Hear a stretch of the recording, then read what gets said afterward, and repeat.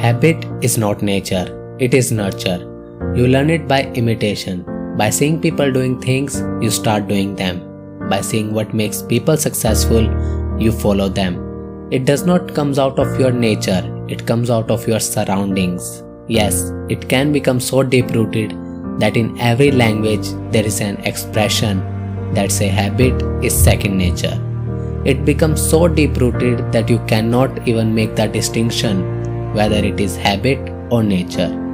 But habit is never nature. You did not bring it with you.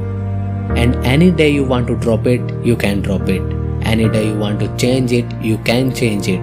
Nature cannot be changed. Habit is a result of nurture. You learn it from others.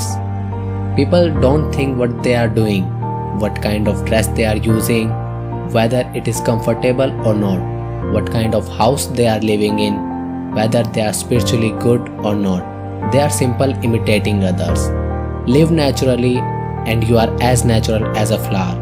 Live through habits and you are made of something plastic and meaningless. Your body has its own wisdom. Use it. Your mind can grow into a great giant as far as intelligence is concerned.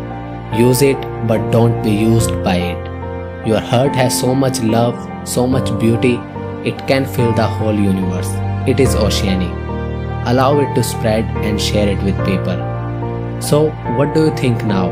How will you change your habits? Leaving your habits is not the answer, it's a choice. But first you have to find yourself so that you will not come this far again.